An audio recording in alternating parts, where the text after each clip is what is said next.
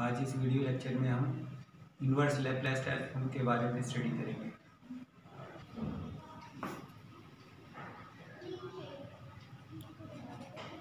If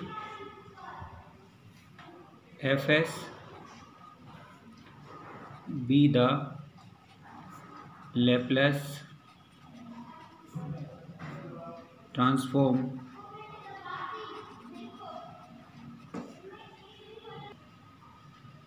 of a function ft,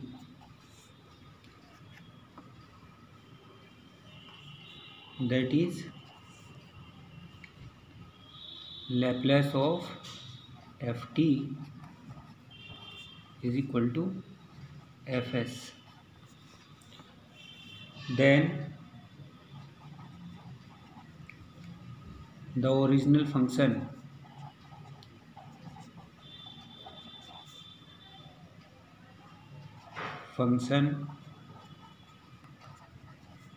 is said to be inverse Laplace transform of fs, अर्थात that is L inverse fs is equal to ft। तो कहने का मतलब क्या हुआ कि अगर कोई फंक्शन है एफ टी और उसका लैप्लास ट्रांसफॉर्म एफ एस होता है, ये हमको पता है, तो इन्वर्स लैप्लास ट्रांसफॉर्म क्या होता है, जो ये ओरिजिनल फंक्शन होता है इसको हम इस फंक्शन एफ एस का इन्वर्स लैप्लास ट्रांसफॉर्म कहते हैं। तो इसको डिनोट कैसे करते हैं, एल इन्वर्स एफ एस बराबर एफ टी से। तो ये होता है इन्वर्स लैप्लास ट्रांसफॉर्म। तो फॉर एग्जांपल हम कुछ स्टैंडर्ड जो हमने फंक्शन देखे थे जिनका लैप्लास ट्रांसफॉर्म हमको पता है, तो उनका इन्वर्स लैप्लास ट्रांसफॉर्म क्या होगा वो हम लिखेंगे स्टार्टिंग में। तो inverse Laplace transform of some standard functions.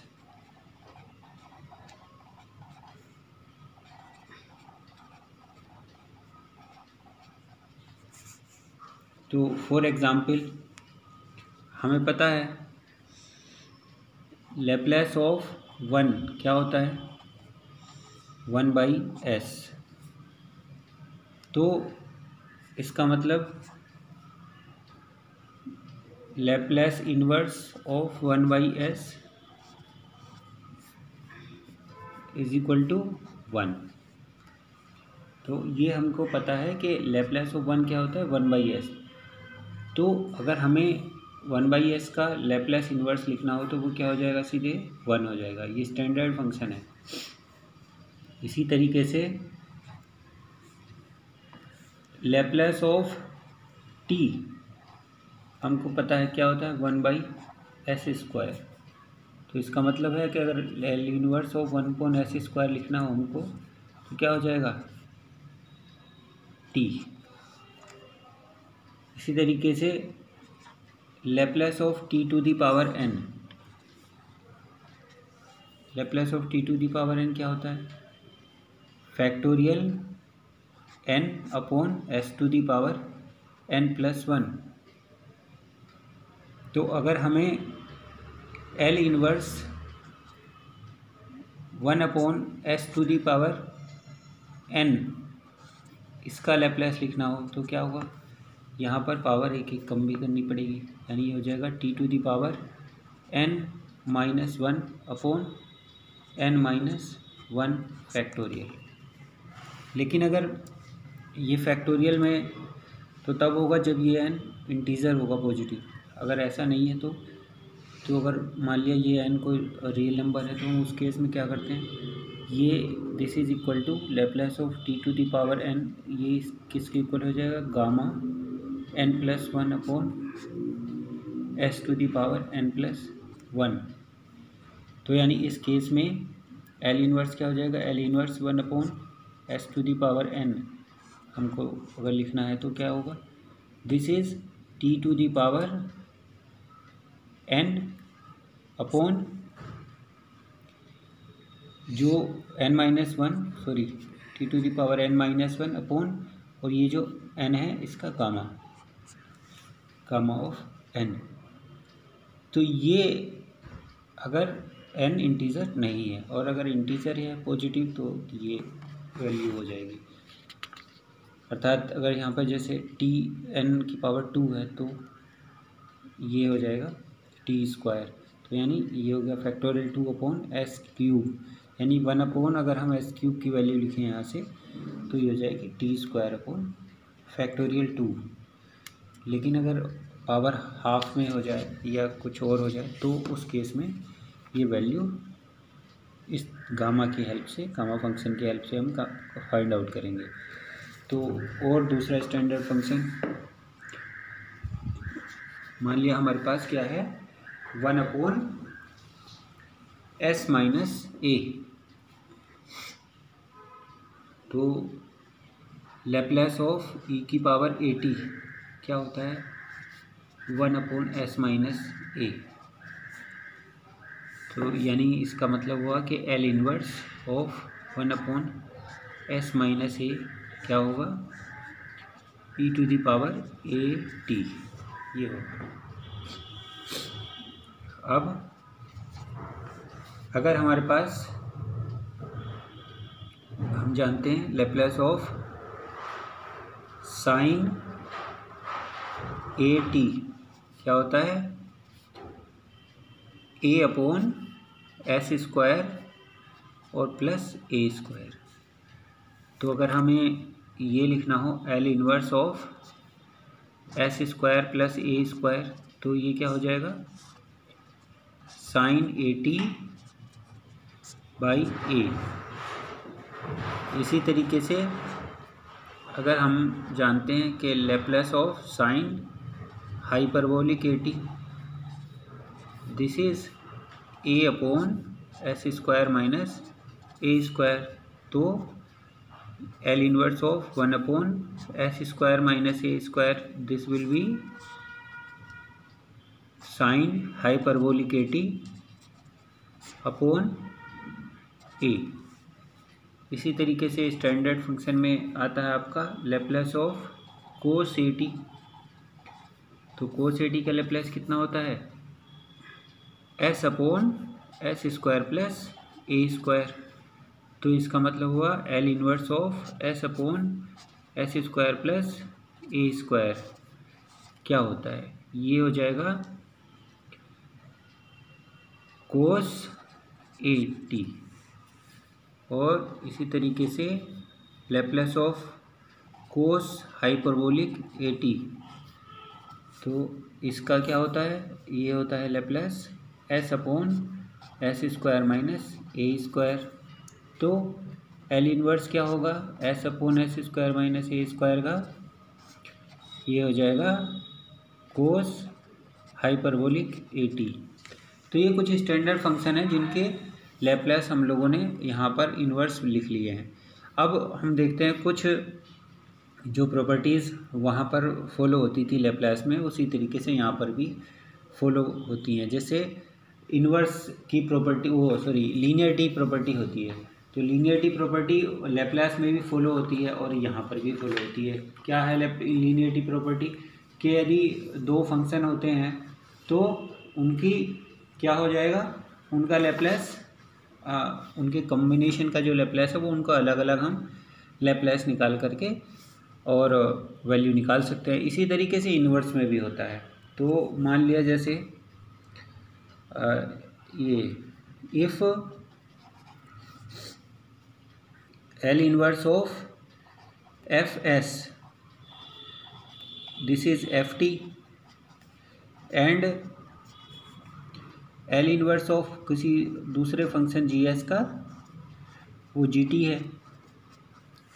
तो then L inverse of a f s plus b g s, इसकी वैल्यू जो होगी वो क्या होगी, वो अलग अलग हम ये वैल्यू लिख सकते हैं। A L inverse of f s, a constant है वो बाहर हो गया, plus b L inverse of g s, ये वैल्यूज़ इस तरीके से। और एल इनवर्स एफ एस क्या है, एफ टी, तो ये हो गया a f t plus b g t. तो इस तरीके से ये लीनियरिटी प्रॉपर्टी होल्ड करती है, जैसे ये वहाँ पर होल्ड करती थी जब लैप्लास को हम डायरेक्ट कैलकुलेट करते थे। तो इन्वर्स लैप्लास ट्रांसफॉर्म में भी ये उसी तरीके से काम करती है। तो where a and b are constants, a और बी क्या है, कॉन्स्टेंट्स हैं। तो इसके ऊपर हम एक एग्जाम्पल देखते हैं, फिर समझते हैं इस बात को। तो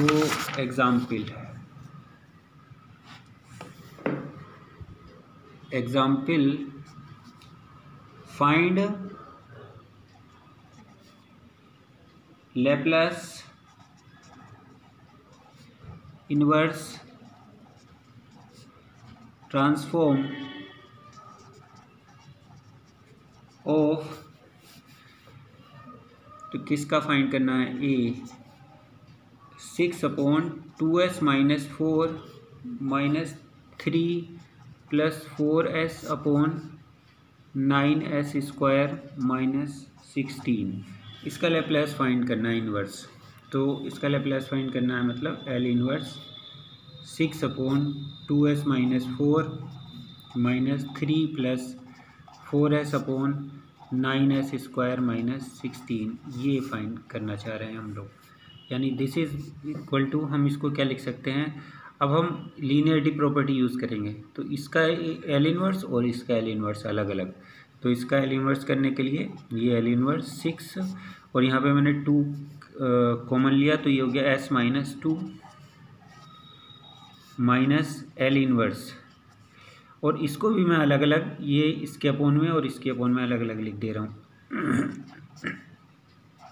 9s स्क्वायर माइनस 16 और प्लस 4s/9s स्क्वायर माइनस 16, ये। अब यहाँ से ये 2 6 को कैंसिल कर देगा, 3 और ये 3 कांस्टेंट है तो बाहर हो गया, 3 एल इनवर्स 1/s माइनस 2, ये पहला हिस्सा हो गया माइनस। अब इनको अलग अलग कर देंगे हम लोग, तो एल इनवर्स 3 और यहाँ से 9 मैंने कॉमन ले लिया, 9s स्क्वायर माइनस 16/9 हो गया ये, और प्लस ये हिस्सा है प्लस आएगा, और ये माइनस की वजह से क्या होगा, यहाँ पर माइनस आ जाएगा। एल इनवर्स 4s/9, यहाँ से भी कॉमन लिया, s स्क्वायर माइनस 16/9, ये हुआ। तो ये हो गया 3 और L inverse 1/s minus a क्या होता है, e to the power at, तो ये है e to the power 2t, तो ये बन गया e की पावर 2t माइनस ये 3, इसको कैंसिल कर देंगे, 3 आ जाएगा और ये 1/3 बाहर हो गया। और एल इनवर्स इसको लिख सकते हैं हम लोग 1/s स्क्वायर माइनस 4/3 इसका स्क्वायर माइनस एल इनवर्स, ये हो गया हमारे पास 4/9 को हम लोग बाहर लिख सकते हैं, 4/9 s स्क्वायर माइनस 4/3 का स्क्वायर, ये हमने बाहर इस तरीके से लिखते हैं इसको। अब 3 e to the power 2t minus 1/3, ये बन गया 1/s square minus a square, वो क्या होता है, साइन हाइपरबोलिक at/a, तो ये हो गया साइन हाइपरबोलिक 4/3t/a मतलब 4/3 और माइनस 4/9, ये हो गया कोस हाइपरबोलिक at 4/3t, ये हमारे पास वैल्यू आ गई। इस 3 से इस 3 को हमने कैंसिल कर दिया, तो this is 3e⁻²t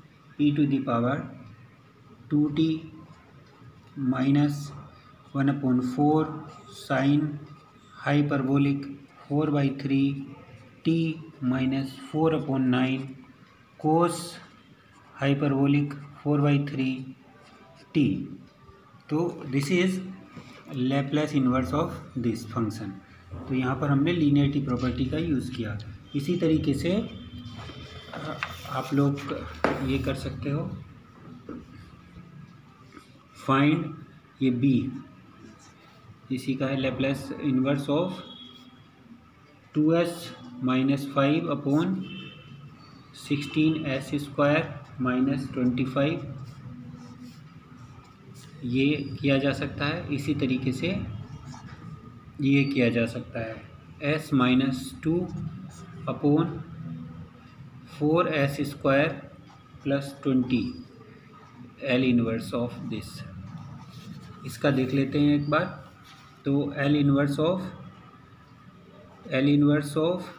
s - 2/4s² + 20। तो ये सिंपल है, इसको हमने क्या किया, लिख दिया this is L inverse of s/4s² + 20 -2/4s² + 20।